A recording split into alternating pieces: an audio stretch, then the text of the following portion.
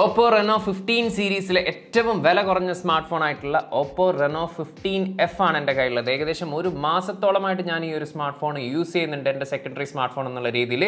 അതുകൊണ്ട് തന്നെ ഒരു യൂസർ എക്സ്പീരിയൻസ് എന്നുള്ള രീതിയിലായിരിക്കും നമ്മൾ വീഡിയോ ചെയ്യുന്നുണ്ടാവുക. ഈ ഒരു സ്മാർട്ട് ഫോൺ നിലവിൽ GCC രാജ്യങ്ങളിലും മറ്റ് രാജ്യങ്ങളിലൊക്കെ അവൈലബിൾ ആണ്, പക്ഷേ ഇന്ത്യയിൽ ഈ ഒരു സ്മാർട്ട് ഫോൺ അവൈലബിൾ അല്ല.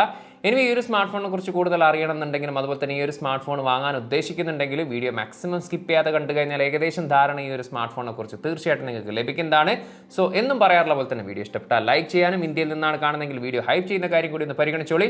സോ സമയം കളയേണ്ട, നമുക്ക് ഈ ഒരു സ്മാർട്ട് ഫോണിന്റെ വിശേഷങ്ങളിലേക്ക് കിടക്കാം. Welcome to mister unbox and travel.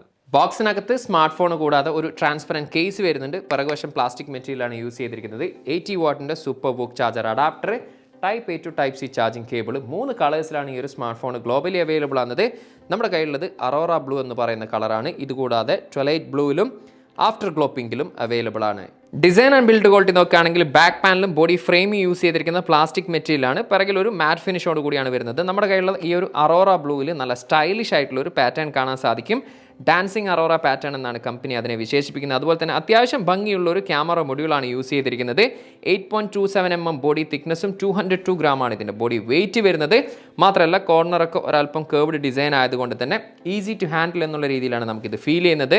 Right സൈഡിലാണ് പവർ ബട്ടണും വോളിയം റോക്കേഴ്സും കാണാൻ സാധിക്കുക. അതുപോലെ തന്നെ മുകൾവശത്തായിട്ട് dual noise cancellation mic, secondary സ്പീക്കറിൽ ലെഫ്റ്റ് സൈഡ് കംപ്ലീറ്റ് ബ്ലാങ്ക് ആണ്. താഴ്വശത്താണ് സിം ട്രേ വരുന്നത്. ഹൈബ്രിഡ് സിം കാർഡ് സ്ലോട്ടാണ്. ഒരു സമയം 2 നാനോ സിം കാർഡ് അല്ലെങ്കിൽ ഒരു nano SIM card plus memory card എന്നുള്ള രീതിയിൽ internal mic, type C charging port, സ്പീക്കറുകൾ, ഇത്രയും കാര്യങ്ങളാണ് നമുക്ക് ഒറ്റ നോട്ടത്തിൽ ഡിസൈനിൽ കാണാൻ സാധിക്കുന്നത്.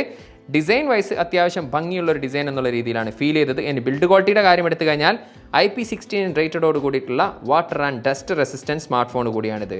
ഡിസ്പ്ലേ വരുന്നത് 6.57 ഇഞ്ചിന്റെ 120 Hz റിഫ്രഷ് റേറ്റോട് കൂടിയിട്ടുള്ള ഫുൾ HD+ റെസൊല്യൂഷനിൽ വരുന്ന AMOLED പാനലാണ്. ഫ്ലാറ്റ് ആയിട്ടുള്ള ഡിസ്പ്ലേ ആണ്. താരതമ്യേന ബെസൽസും കാര്യങ്ങളൊക്കെ കുറവാണ്.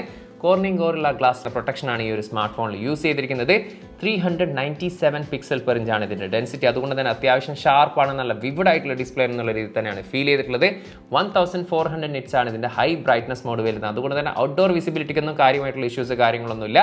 10-bit ഡിസ്പ്ലേ ആണ് ഈ ഒരു സ്മാർട്ട് ഫോണിൽ വരുന്നത്. മാത്രമല്ല ഒപ്റ്റിക്കൽ സെൻസറോട് കൂടിയിട്ടുള്ള ഇൻ ഡിസ്പ്ലേ ഫിംഗർ പ്രിന്റ് സ്കാനറോട് കൂടിയുള്ള ഡിസ്പ്ലേ ആണ് ഈ ഒരു സ്മാർട്ട് ഫോണിൽ യൂസ് ചെയ്തിരിക്കുന്നത്. സോ ഡിസ്പ്ലേ വൈസ് അത്യാവശ്യം നല്ലൊരു ഡിസ്പ്ലേ എന്നുള്ള രീതിയിൽ തന്നെയാണ് എനിക്കിതിൽ ഫീൽ ചെയ്തിട്ടുള്ളത്. അതുപോലെ തന്നെ ബാറ്ററി ലൈഫും എടുത്തു പറയേണ്ടത് തന്നെയാണ്. 7000 mAh ബാറ്ററിയും 80 വാട്ടിൻ്റെ സൂപ്പർ ബുക്ക് ചാർജറാണ് നമുക്ക് ഇതിൻ്റെ കൂടെ ലഭിക്കുന്നത്. 0 to 100 ഏകദേശം 65 മിനിറ്റിനുള്ളിൽ തന്നെ ആവുന്നതാണ്. സോ ബാറ്ററി പെർഫോമൻസിനെ കുറിച്ച് പറയാനാണെങ്കിൽ നമ്മളൊരു ഹെവി യൂസർ ആണെങ്കിലും ഈസി ആയിട്ട് ഒരു ദിവസത്തിന് മുകളിൽ നമുക്ക് ഈ ഒരു സ്മാർട്ട് ഫോൺ യൂസ് ചെയ്യാൻ സാധിക്കും. അതല്ല നമ്മളൊരു നോർമൽ യൂസർ ആണെങ്കിൽ 1.5 ദിവസത്തിന് മുകളിൽ നമുക്ക് ഈ ഒരു സ്മാർട്ട് ഫോൺ യൂസ് ചെയ്യാൻ സാധിക്കും. പെർഫോമൻസിന്റെ സൈഡിലേക്ക് വന്നു കഴിഞ്ഞാൽ Qualcomm Snapdragon 6 Gen 1 എന്ന് പറയുന്ന 5G പ്രോസസ്സറാണ് ഈ ഒരു സ്മാർട്ട് ഫോണിൽ ഉൾപ്പെടുത്തിയിരിക്കുന്നത്. 4 നാനോമീറ്റർ ടെക്നോളജിയിൽ ഒക്ടാകോറിൽ 2.2 GHz ക്ലോക്ക് സ്പീഡും Adreno 710 ആണ് ഇതിൽ ഉപയോഗിച്ചിരിക്കുന്ന GPU. ഈ ഒരു പ്രൈസ് സെഗ്മെന്റിൽ ഇതിലും കുറച്ചും കൂടി നല്ലൊരു പ്രോസസ്സർ കൊടുത്തിരുന്നെങ്കിൽ നന്നായി എന്നുള്ള രീതിയിലാണ് ഫീൽ ചെയ്തിട്ടുള്ളത്. ഇനി പെർഫോമൻസിനെ കുറിച്ച് പറയാനാണെങ്കിൽ നമ്മളൊരു നോർമൽ യൂസർ ആണ്, അത്യാവശ്യം നല്ല രീതിയിലുള്ള ഡേ ടു ഡേ ടാസ്ക് ആണെങ്കിലും മൾട്ടിമീഡിയ എക്സ്പീരിയൻസ് ആണെങ്കിലും സോഷ്യൽ മീഡിയയും കാര്യങ്ങളൊക്കെ യൂസ് ചെയ്യുന്നവർക്ക് ഒരു സാറ്റിസ്ഫൈഡ് എന്നുള്ള രീതിയിലുള്ള പെർഫോമൻസ് നമുക്ക് ഇതിൽ ആസ്വദിക്കാൻ സാധിക്കും. മറിച്ച് നമ്മളൊരു പ്രോ ലെവൽ ഗെയിമിംഗ് എക്സ്പീരിയൻസ് വേണം, അതുപോലെ തന്നെ ഹെവി ആയിട്ടുള്ള മൾട്ടി ടാസ്കിങ് കാര്യങ്ങളൊക്കെ ആണെങ്കിൽ അവർക്ക് പറ്റിയൊരു സ്മാർട്ട് ഫോൺ എന്നുള്ള രീതിയിൽ എനിക്ക് ഫീൽ ചെയ്തിട്ടില്ല. ഇനി ഗെയിമിങ്ങിൻ്റെ കാര്യമാണെങ്കിൽ ഞാനിതിൽ ഏകദേശം 40 മിനിറ്റ്സോളം ഞാനിതിൽ കോൾ ഓഫ് ഡ്യൂട്ടി കളിച്ചിട്ടുണ്ട്. നമ്മളൊരു എൻ്റർടൈൻമെൻറ്റ് എന്നുള്ള രീതിയിൽ ഗെയിമിങ്ങിനെ സമീപിക്കുകയാണെങ്കിൽ ഒരു സാറ്റിസ്ഫൈഡ് എന്നുള്ള രീതിയിലുള്ള ഗെയിമിംഗ് പെർഫോമൻസ് നമുക്ക് ഇതിൽ ആസ്വദിക്കാൻ സാധിക്കും. അല്ലാതെ പ്രോ ലെവൽ ഗെയിമിംഗ് എക്സ്പീരിയൻസ് തീർച്ചയായിട്ടും നമ്മൾ ഈ ഒരു സ്മാർട്ട് ഫോണിൽ തേടേണ്ട കാര്യമില്ല. അതുപോലെ തന്നെ അത്രയും സമയം കളിച്ചിട്ടും എനിക്കിതിൽ കാര്യമായിട്ടുള്ള രീതിയിലുള്ള ഹീറ്റിംഗ് ഇഷ്യൂ വന്നില്ല എന്നത് എടുത്ത് പറയേണ്ടതായിട്ട് തന്നെ എനിക്ക് ഫീൽ ചെയ്തിട്ടുണ്ട്. എനിവേ 2 മെമ്മറി വേരിയന്റിലാണ് ഈ ഒരു സ്മാർട്ട് ഫോൺ അവൈലബിൾ ആകുന്നത്. 12GB റാമിൽ 256GB, 12GB റാമിൽ തന്നെ 512GB, LPDDR4X റാം ടൈപ്പിൽ UFS സ്റ്റോറേജ് ടൈപ്പ് വരുന്ന 3.1 ആണ്. ഹൈബ്രിഡ് സിം കാർഡ് സ്ലോട്ടാണ് ഈ ഒരു സ്മാർട്ട് ഫോൺ യൂസ് ചെയ്യുന്നത്. അതുകൊണ്ട് തന്നെ ഒന്നുകിൽ നമുക്ക് 2 നാനോ സിം കാർഡ് യൂസ് ചെയ്യാം, അല്ലെങ്കിൽ 2 നാനോ സിം കാർഡിന് പകരം ഒരു nano SIM card plus memory card എന്നുള്ള രീതിയിൽ നമുക്ക് ഈ ഒരു സ്മാർട്ട് ഫോൺ യൂസ് ചെയ്യാൻ സാധിക്കുന്നതാണ്. ഇനി കണക്ടിവിറ്റിയുടെ സൈഡിലേക്ക് വന്നു കഴിഞ്ഞാൽ ഡ്യുവൽ ബാൻഡ് 5G ഇതിൽ സപ്പോർട്ടാണ്, ഡ്യുവൽ ബാൻഡ് വൈഫൈ ഇതിൽ സപ്പോർട്ടാണ്, 4G LTE ഇതിൽ സപ്പോർട്ടാണ്, ബ്ലൂടൂത്തിൻ്റെ 5.1 ആണ് വരുന്നത്. NFC-യും ഈ ഒരു സ്മാർട്ട് ഫോണിൽ സപ്പോർട്ടാണ്. ആൻഡ്രോയിഡ് 16 ബേസ്ഡ് ColorOS 16ലാണ് ഈ ഒരു സ്മാർട്ട് ഫോൺ പ്രവർത്തിക്കുന്നത്. 5 വർഷത്തെ സോഫ്റ്റ്വെയർ അപ്ഡേറ്റും 6 വർഷത്തെ സെക്യൂരിറ്റി പാച്ച് അപ്ഡേറ്റ് ആണ് കമ്പനി ഇതിൽ പ്രോമിസ് ചെയ്തിരിക്കുന്നത്. സോഫ്റ്റ്വെയർ എക്സ്പീരിയൻസിനെ കുറിച്ച് പറയാനാണെങ്കിൽ ശരിക്കും ColorOS 16 വന്നതിന് ശേഷം ഓപ്പോ സ്മാർട്ട് ഫോൺ യൂസ് ചെയ്യുമ്പോൾ ശരിക്കും ആ ഒരു ഡിഫറൻറ്റ് നമുക്ക് ഫീൽ ചെയ്യും. എസ്പെഷ്യലി ആ ഒരു യൂസർ ഇൻ്റർഫേസിൻ്റെ ആ ഒരു സ്മൂത്ത്നെസ് നമുക്ക് ശരിക്കും ഫീൽ ചെയ്യുന്നതാണ്. അതായത് ഒരു ആനിമേഷൻ്റെ കാര്യമാണെങ്കിൽ അല്ലെങ്കിൽ ആപ്പ് ഓപ്പൺ ക്ലോസ് ആ ഒരു ആനിമേഷനും കാര്യങ്ങളൊക്കെയാണെങ്കിൽ തന്നെ ആ ഒരു സ്മൂത്ത്നെസ് നമുക്ക് ഓവറോൾ ഈ ഒരു യൂസർ എക്സ്പീരിയൻസിൽ നമുക്ക് ആസ്വദിക്കാൻ ആസ്വദിക്കാൻ സാധിക്കുന്നതാണ്. അതുപോലെ തന്നെ ആസ് യൂഷ്വലി ഇതിൽ ബ്രോട്ട്വേസും ആഡ്വേസും ആപ്പ് സെഷൻസും ഗെയിം സെഷൻസും ഒക്കെ നമുക്ക് ഇതിൽ കാണാൻ സാധിക്കും. വേണ്ടാത്തതാണ് ഇൻസ്റ്റാൾ ചെയ്യാനും അല്ലാതെ നമുക്ക് സെറ്റിംഗ്സിലൂടെ ഡിസേബിൾ ചെയ്യാനുള്ള ഓപ്ഷൻസും കാര്യങ്ങളൊക്കെ നമുക്ക് ഇതിൽ കാണാൻ സാധിക്കും. അതുപോലെ തന്നെ ഒട്ടനവധി ഫീച്ചേഴ്സും ഈ ഒരു സ്മാർട്ട് ഫോണിലുണ്ട്. സർക്കിൾ ടു സെർച്ച് ആയിക്കോട്ടെ, അല്ലെങ്കിൽ ഗൂഗിൾ ജെമിനി ആയിക്കോട്ടെ, അല്ലെങ്കിൽ ഇവരുടെ തന്നെ മൈൻഡ് സ്പേസ് എന്ന് പറയുന്ന ഒരു ഓപ്ഷൻ കാണാൻ സാധിക്കും. ഇതുകൂടാതെ തന്നെ റൈറ്റർ, ട്രാൻസ്ലേറ്റ്, വോയിസ് സ്ക്രൈബ് തുടങ്ങിയിട്ടുള്ള ഒട്ടനവധി ഫീച്ചേഴ്സ് നമുക്ക് ഇതിൽ കാണാൻ സാധിക്കും. അതുപോലെ തന്നെ ഫോട്ടോ എഡിറ്ററിൽ 2 കിഡിലനായിട്ടുള്ള ഫീച്ചേഴ്സ് ഉണ്ട്. അത് എടുത്ത് പറയേണ്ടതായിട്ട് തന്നെ എനിക്ക് ഫീൽ ചെയ്തിട്ടുണ്ട്. ഒന്നാമത്തത് AI പോർട്രേറ്റ് ഗ്ലോ എന്ന് പറയുന്ന ഒരു ഓപ്ഷനാണ്. അതായത് ചില സമയത്ത് നമ്മൾ എടുക്കുന്ന ഫോട്ടോസ് നമ്മുടെ ഫേസ് ഒരു ഇത്തിരി ഡാർക്ക് അല്ലെങ്കിൽ ഡള്ളാവുന്ന ഒരു സെനേരിയോസ് വരാറുണ്ട്. അത്തരത്തിൽ വരുന്ന ഫോട്ടോസിനെ നമ്മൾ ആ ഒരു AI പോർട്രേറ്റ് ഗ്ലോ എന്ന് പറയുന്ന ഒരു ഓപ്ഷനിലൂടെ എഡിറ്റ് ചെയ്യുകയാണെങ്കിൽ നമ്മുടെ ഫേസിന് ആ ഒരു ലൈറ്റ് എഫക്റ്റ് എന്നുള്ള രീതിയിൽ നല്ല വൃത്തിക്ക് നല്ല ഫോട്ടോസ് ആയിട്ട് തന്നെ നമുക്ക് അത് എഡിറ്റ് ചെയ്യാൻ സാധിക്കുന്നതാണ്. രണ്ടാമത്തത് പോപ്പോട്ട് എന്ന് പറയുന്ന ഒരു ഓപ്ഷനാണ്. അതായത് ഒന്നിലധികം ഫോട്ടോസ് വെച്ച് നമ്മളൊരു കൊളാഷ് ക്രിയേറ്റ് ചെയ്യുകയാണെങ്കിൽ അതിൽ നമുക്ക് വേണ്ടപ്പെട്ട അല്ലെങ്കിൽ ഇഷ്ടപ്പെട്ട ആ ഒരു ഫോട്ടോസിനെ നമുക്ക് പോപ്പോട്ട് ചെയ്തിട്ട് നമ്മുടെ ക്രിയേറ്റിവിറ്റിക്ക് അനുസരിച്ച് നല്ല രീതിയിലുള്ള ഫോട്ടോസ് ആക്കി എടുക്കാനും സാധിക്കുന്നതാണ്. ഡ്യുവൽ സ്റ്റീരിയോ സ്പീക്കേഴ്സ് ആണ് ഈ ഒരു സ്മാർട്ട് ഫോണിൽ വരുന്നത്.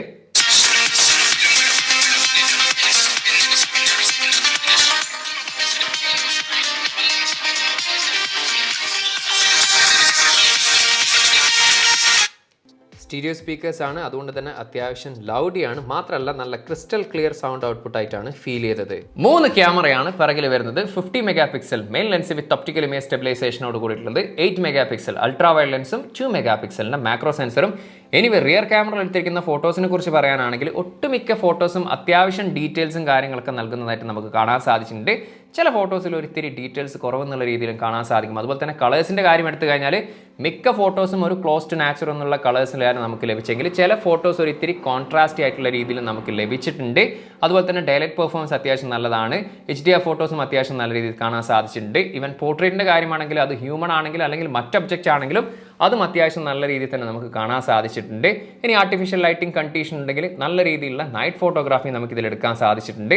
8 മെഗാ പിക്സലിൻ്റെ അൾട്രാ വൈഡ് ആയതുകൊണ്ട് തന്നെ ഒരു ഒക്കെ ലെവൽ എന്നുള്ള രീതിയിലാണ് എനിക്ക് ഫീൽ ചെയ്തിട്ടുള്ളത്. അതുപോലെ തന്നെ 2 മെഗാ പിക്സൽ മാക്രോ ആയതുകൊണ്ട് തന്നെ അതും ഒരു ഒക്കെ മാക്രോ പെർഫോമൻസ് എന്നുള്ള രീതിയിൽ മാത്രമാണ് എനിക്ക് ഫീൽ ചെയ്തിട്ടുള്ളത്. അതുപോലെ തന്നെ IP69 റേറ്റഡ് സ്മാർട്ട് ഫോൺ ആയതുകൊണ്ട് തന്നെ under water videography and photography നമുക്ക് ഇതിൽ എടുക്കാൻ സാധിക്കും. ഇനി സെൽഫിയുടെ കാര്യമാണെങ്കിൽ 50 മെഗാ പിക്സൽ സെൽഫി ക്യാമറയാണ് വരുന്നത്. അതും 100 ഡിഗ്രി ഫീൽഡ് ഓഫ് വ്യൂലാണ് വരുന്നത്. അതായത് നല്ല വൈഡ് ആയിട്ടുള്ള സെൽഫി ക്യാമറയാണ്. അതുകൊണ്ട് തന്നെ ഗ്രൂപ്പ് ഫോട്ടോസും കാര്യങ്ങളൊക്കെ നല്ല രീതിയിൽ നമുക്ക് ഇതിൽ എടുക്കാൻ സാധിക്കും. ഈവൻ ഫോട്ടോസിനൊക്കെ ആണെങ്കിലും അതും അത്യാവശ്യം നല്ല ഡീറ്റെയിൽസും കാര്യങ്ങളൊക്കെ നമുക്ക് കാണാൻ സാധിച്ചിട്ടുണ്ട്. ഷാർപ്പായിട്ടുള്ള ഫോട്ടോസാണ് മിക്ക സമയത്തും നമുക്ക് ലഭിച്ചിട്ടുള്ളത്. അത് ഡൈലൈറ്റ് ആണെങ്കിലും HDR ഫോട്ടോസ് ആണെങ്കിലും ഈവൻ പോർട്രേറ്റ് ഫോട്ടോസും അത്യാവശ്യം നല്ല രീതിയിൽ കാണാൻ സാധിച്ചിട്ടുണ്ട്. ഈവൻ ആർട്ടിഫിഷ്യൽ ലൈറ്റിംഗ് കണ്ടീഷനുള്ള സമയത്താണ് നമ്മൾ നൈറ്റ് ഫോട്ടോഗ്രാഫി എടുക്കുന്നെങ്കിൽ അതും നല്ല രീതിയിൽ തന്നെ കാണാൻ സാധിച്ചിട്ടുണ്ട്. സോ ഫോട്ടോഗ്രാഫി വൈസ് അത്യാവശ്യം ക്വാളിറ്റിയുള്ള ഫോട്ടോസ് എന്നുള്ള രീതിയിൽ തന്നെയാണ് നമുക്ക് ഫീൽ ചെയ്തിട്ടുള്ളത്. വീഡിയോ സാമ്പിൾസ് ഞാൻ ഇതിൻ്റെ കൂടെ കൊടുക്കുന്നുണ്ട്. അത് കണ്ടു കഴിഞ്ഞാൽ വീഡിയോഗ്രാഫി എത്രത്തോളം ഉണ്ടെന്ന കാര്യം നിങ്ങൾക്ക് മനസ്സിലാവുന്നതാണ്. റിയർ ക്യാമറ വീഡിയോ ഫുട്ടേജ് ആണ്. 4K 30 ഫ്രെയിം പെർ സെക്കൻഡ് ആണ് മാക്സിമം വീഡിയോ റെസൊല്യൂഷന്. സ്റ്റെബിലിറ്റി നമ്മൾ ഈ ഒരു വീഡിയോയിൽ കാണുന്ന തരത്തിലാണ് കിട്ടുക. അതുപോലെ തന്നെ അത്യാവശ്യം നല്ല രീതിയിലുള്ളൊരു HDR പെർഫോമൻസ് കാണാൻ സാധിക്കും. സോ ഓവറോൾ ഒരു ഡീസൻറ്റ് വീഡിയോഗ്രാഫി എന്നുള്ള രീതിയിലാണ് ഫീൽ ചെയ്തത്. സെൽഫി വീഡിയോ ഫുട്ടേജ് ആണ്. 4K 30 ഫ്രെയിം പെർ സെക്കൻഡ് ആണ് മാക്സിമം വീഡിയോ റെസൊല്യൂഷൻ. നല്ലൊരു സ്റ്റെബിലിറ്റി കാണാൻ സാധിക്കും. അതുപോലെ തന്നെ നല്ല രീതിയിലുള്ളൊരു HDR പെർഫോമൻസ് കാണാൻ സാധിക്കുന്നുണ്ട്. അത്യാവശ്യം ഡീറ്റെയിൽസ് നമുക്ക് വീഡിയോയിൽ കാണാൻ സാധിച്ചിട്ടുണ്ട്. സോ സെൽഫി വീഡിയോ കുറച്ചും കൂടി ബെറ്റർ ആയിട്ടാണ് ഫീൽ ചെയ്തത്. ഈ ഒരു ഫോണിന്റെ പ്രൈസ് ഇവിടെ ഖത്തറിൽ വരുന്നത് 12GB പ്ലസ് 256GBക്ക് 1499 ഖത്തറിയാലും 12 പ്ലസ് 512GBക്ക് 1699 ഖത്തറിയാലാണ് ഒഫീഷ്യലി പ്രൈസ് വരുന്നത്. ഇനി ഒരു ഫെബ്രുവരി 14 ഈ ഒരു സ്മാർട്ട് ഫോൺ നിങ്ങൾ ഖത്തറിൽ നിന്ന് വാങ്ങുന്നെങ്കിൽ സാധാരണ രീതിയിൽ 1 വർഷമാണ് വാറണ്ടി കൊടുക്കാറുള്ളെങ്കിൽ പ്ലസ് 1 ഇയർ, അതായത് 2 വർഷം ഓൾ ഓവർ GCC പ്ലസ് ഇന്ത്യയിൽ ഈ ഒരു സ്മാർട്ട് ഫോൺ വാറണ്ടി ലഭിക്കുന്നതാണ്.